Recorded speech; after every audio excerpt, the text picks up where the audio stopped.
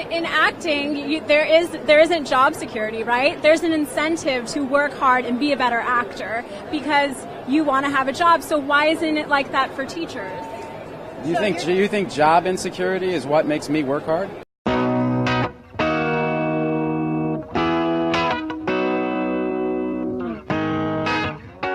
Take this MBA style thinking, right? It's the problem with ed policy right now. There's this intrinsically paternalistic view of problems that are much more complex than that.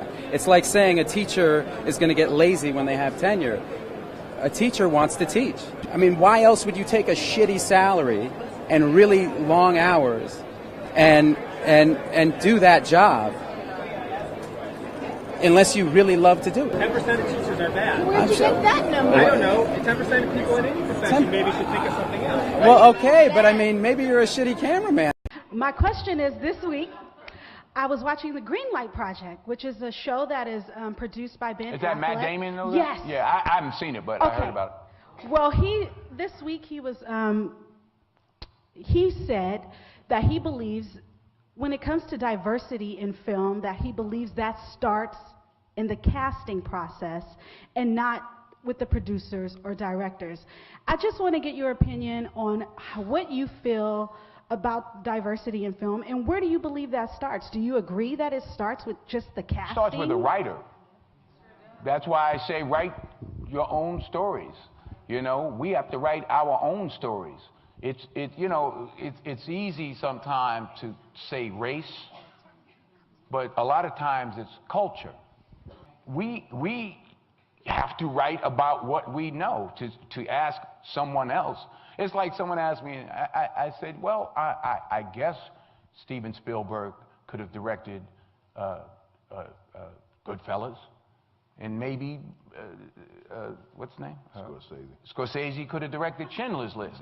But you know what I mean? But it's a culture. I mean, you write about what you know first. You know what I'm saying? You understand what I'm trying to say? I just want to bring up something. I just would want to urge people to think about whoever this director is, the way that they're going to treat the character of Harmony. Her being a prostitute, the only black person being a hooker who gets hit by her white pimp. You looking at this group right here and who you're picking and the story that you're doing. And I just want to make sure that we're doing our best foot forward. I will say that the only team that's left with diversity is the team that announced that they like this script the most as it is. And that's Leo and Kristen. Everyone else had major problems with exactly the things that you're bringing up and exactly the things that we brought up to each other. So I think on the surface, they look like one thing, but they might end up giving us something that we don't want. And when we're talking about diversity, you do it in the casting of the film, not in the casting of the show. Whew. Wow, okay. Do you want the best director? I'm glad Effie flagged the issue of diversity for all of us, because filmmaking should throw a broader net. And it's high time for that to change. But ultimately, if suddenly you change the rules of this competition at the 11th hour, it just seems like you would undermine what the competition was supposed to be about, which is about giving somebody this job based entirely on merit. I'd happily watch Conor McGregor die. I can't wait to see Jose Aldo batter him. And there's the little pink wife beater's in. What is that? Look at that. What? That's not right.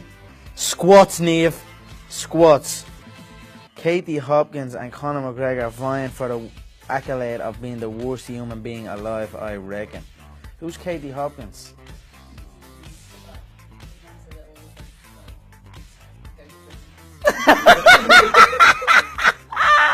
Say what you want to me, yeah?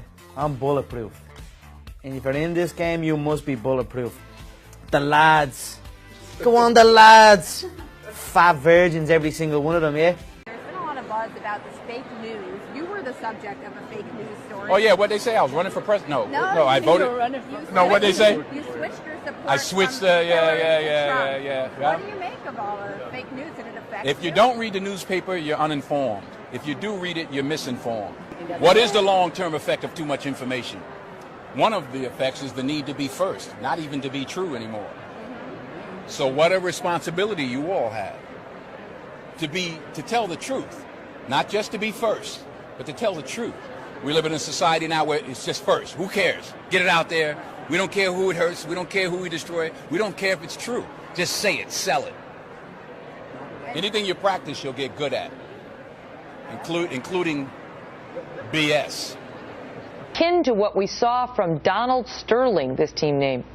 I do, because it's one of those situations where, again, we're having to explain what racism toward Native Americans is. It's a slur. It's a dictionary-defined slur, so I don't know where the debate is, why it's You don't see any distinction between what's in somebody's head and what's in somebody's heart? Do you think that the team owner of the Redskins is a racist man?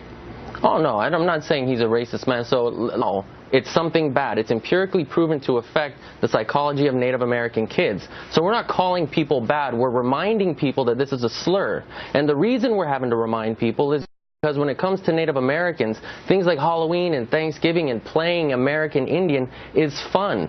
Now, with the web, we get to say, hey, we're here. We didn't die. Let's tell you that the Redskins is bad. But, Ben, the problem, though, is that the most recent survey of Native Americans themselves, which was 2004, showed that something like 90% of them had no problem with the name, and 90% of the American people, or at least in all surveys, consistently in the high 70s, low 80s, and up to 90s, have no problem with this name. Well, were those done on reservations? The political games that are being played here. Oh, sorry. I mean, the political games that are being played here are absolutely ridiculous. The fact is that 49% of Native American kids were not graduating high school as of 2010. Only 3 were going on to college.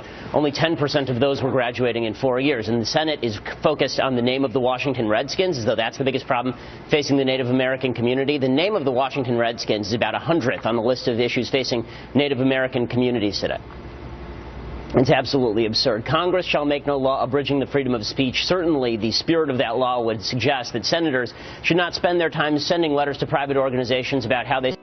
Plus, a lot of these senators happened to be present when President Obama was inaugurated in January of 2009. The person who gave that benediction, Reverend Joseph Lowry, uttered the line, "The red man should get a head man." I didn't see any of them complaining about it at the time. It's only now, when it's politically convenient, that they turn around to do this to distract from other issues.